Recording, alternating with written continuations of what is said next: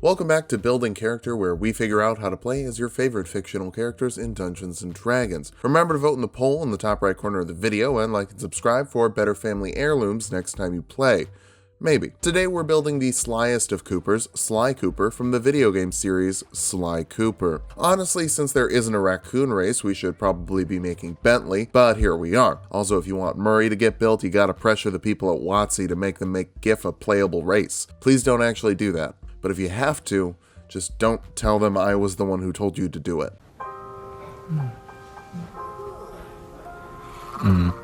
This better not awaken anything in me.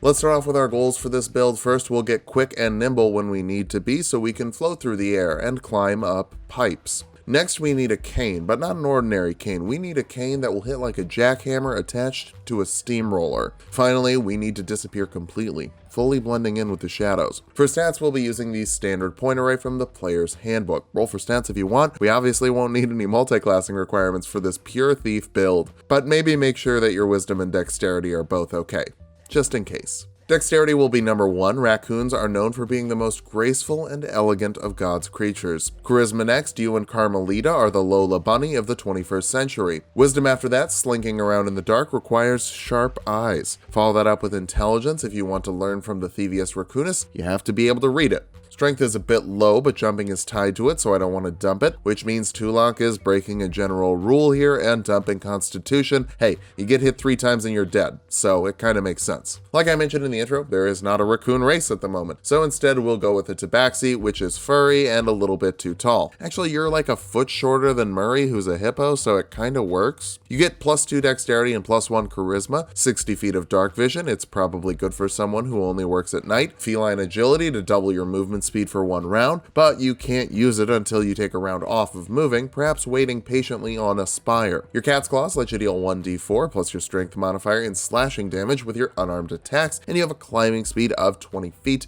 It'll get better later. In addition to your background talents, you have cat talents, giving you perception and stealth skill automatically, and will adapt the urchin background for sleight of hand and acrobatics because you already have stealth. You can't get it twice. Well, you kinda can.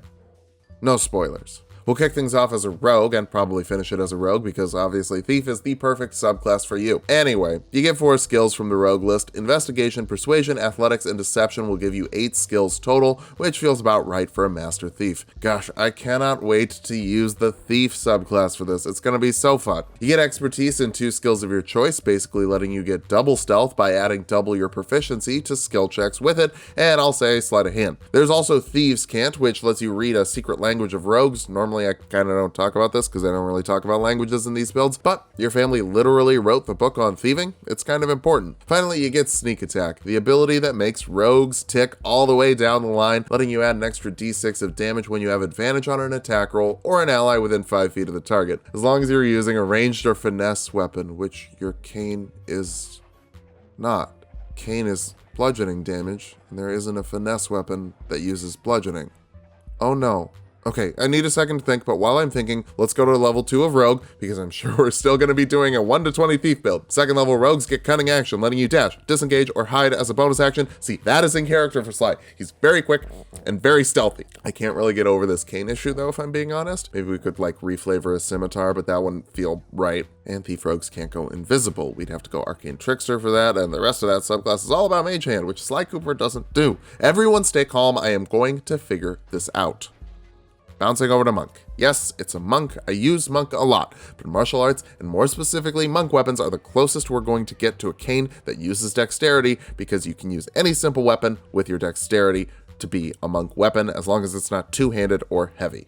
You can also make an unarmed attack as a bonus action after you make an attack with a monk weapon, and that'll deal 1d4 plus your dexterity modifier and damage, which is better than your cat's claws because you don't have as much strength as you have dexterity. This is all only if you're unarmored, but you don't even wear pants, let alone armor. While you're unarmored, you have unarmored defense, making your AC 10 plus your dexterity and your wisdom modifier. Your goal will be to never get hit because your health is going to be bad. Second level monks get key points they can spend on cool things like patient defense to dodge as a bonus action, giving your enemies disadvantage to hit you and giving giving you advantage on dexterity saving throws. Flurry of Blows lets you make 2 unarmed attacks as a bonus action instead of 1. Not really your thing. You're pretty much in for the cane and only the cane, but whatever. Step of the Wind lets you dash or disengage as a bonus action, which you can already do for free with Cunning action, but this also doubles your jump distance for the round, which can be nice for mobility in a pinch. Jumping tends to be kind of important in a platformer. As long as you can feel the breeze between your knees, you can also use unarmored movement, making you faster while you're not wearing armor. Fun fact, Tabaxi monks are just about the fastest you can get without a 3rd level spell slot. Hopefully your artificer buddy takes haste eventually. 3rd level monks get to deflect missiles, letting you reduce the damage from incoming ranged attacks by 1d10 plus your monk level and dexterity modifier as a reaction, and you can throw it back as a reaction as well. You can't be an early 3D platforming mascot if there isn't a boss fight where you knock enemies' attacks back at them. For your subclass, we need to be sneaky if we're not going to go back to rogue, and shadow monks are pretty darn sneaky, giving you the ability to cast a few sneaky spells by spending 2 key points. Darkness creates a 15-foot radius sphere of darkness that even dark vision can't see through, which can be more useful for you later. It lasts for up to 10 minutes depending on your concentration. Dark vision gives a creature you touch dark vision for 8 hours, no concentration required, but they still can't see through that magical darkness you just created. Kind of a bummer, honestly. Pass Without Trace gives creatures of your choice within 30 feet of you plus 10 to their stealth checks for up to an hour depending on your concentration. With your expertise, that gives you plus 19 stealth at this point. That's fairly stealthy. Finally, Silence creates a 20-foot radius sphere of silence that no sound can penetrate, including verbal spells, which can be really nice for messing up a spellcaster, especially if you've hidden yourself somewhere nearby so they don't know how to stop it while a hippo brawler punches them in the face. 4th level monks get Slow Fall, letting you reduce falling damage by 5 times your monk level as a reaction. You don't have to twirl your cane around above your head, but I would probably give you inspiration if you added that flavor. You can also grab an ability score improvement, and hey, let's take it. I'm not really feeling like we need many feats with this one. Bump your dexterity, the higher it gets, the sneakier you are, and the better your monk cane will be. 5th level monks get Stunning Strike, letting you spend a key point to force a constitution saving throw of 8 plus your proficiency bonus and wisdom modifier when you hit someone with a monk weapon attack or an unarmed attack. Failing that, they're stunned until the end of your next turn, so everyone gets advantage on attack rolls against them. You'll swing your cane even faster with extra attack, letting you attack twice instead of once as an action, and your monk die gets bumped up to a d6 instead of a d4. But if you were using a modified quarterstaff, you were already doing that.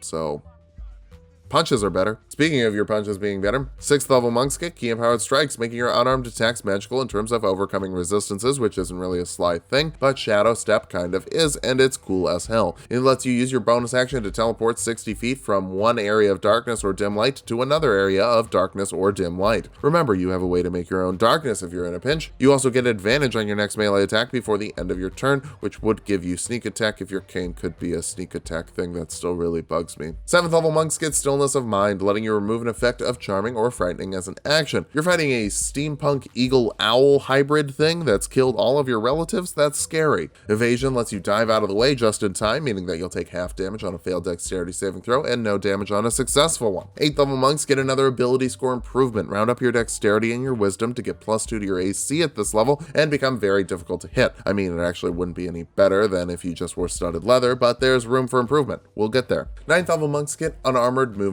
improvement, letting you move up walls and over water while unarmored without using any extra movement, as long as you find a solid place to land at the end of it. Hey look, it's the main draw of the Thief subclass with 20 more feet of climbing in a turn. Remember when I thought that was going to be a thing? That was so dumb. 10th level monks get Purity of Body, making you immune to poison damage, the poison conditioned, and disease. You're not going to let a little bit of nausea take you out. It's going to be the razor sharp claws of a bird of prey as it picks the eyes out of your head. That's better. 11th level Shadow monks get Cloak of Shadows, letting you use your action to become invisible when you're in dim light or darkness, and hold on to that until you attack, cast a spell, or get hit with some bright lights. At most, you can get hit 3 times. Maybe use this to escape with your head on your shoulders. Your monk die also increases to a d8, which is the damage of a two-handed quarterstaff, so you could have been doing that already if you were holding it two-handed, but your punches deal that damage too. So that's cool. 12th level monks get another ability score improvement. Bump that wisdom up higher to get harder and harder to hit. We don't want to die. 13th level monks get Tongue of the Sun and Moon, letting you communicate effectively with any creature that speaks at least one language. You don't just travel the world, thanks to Bentley's chronomancy, you travel through time.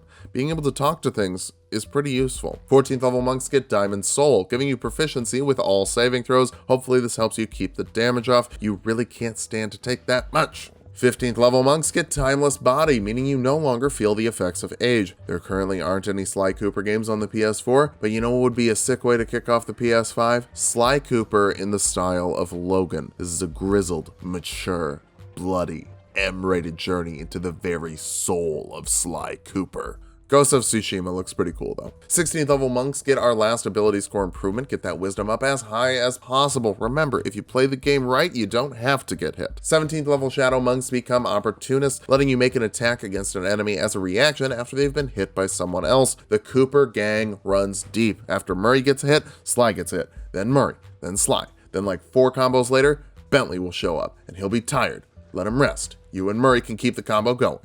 Monk die also bumps up to a D10. Our capstone is the 18th level of Monk, giving us empty body, which is an even better option for becoming invisible. It costs 4 key points, but it lasts for a minute and gives you resistance to all damage except force. So your enemies are going to have 10 rounds where they have disadvantage on attacks against you. Even when they hit, it does half damage, and you have advantage on your attack rolls against them. That is nice. You can also cast astral projection on yourself with 8 key points, letting you go into the astral plane, which is basically like going on your own special little field trip. Not really a Sly thing. Now that we've hit level 20, let's figure out how viable this build is. First, you are insanely stealthy. With Pass Without Trace up, your stealth modifier is plus 27, and if you really need to, you can go invisible for extra help. You're also insanely fast with feline agility, giving you 360 feet of movement, teleportation from Shadow Monk, and unarmored movement, turning walls into vertical sidewalks.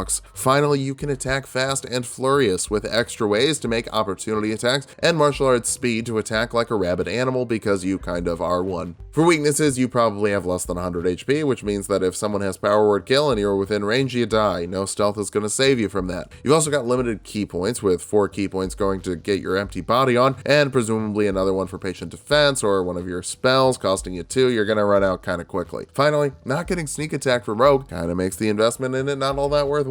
We could have taken a feat for the expertise and gotten some more key points instead, but cutting action will save you key points in the long run. Hide, sneak, and get your hits off when you can. Just don't forget to get out of there. Otherwise, you're just going to be another page in the family book.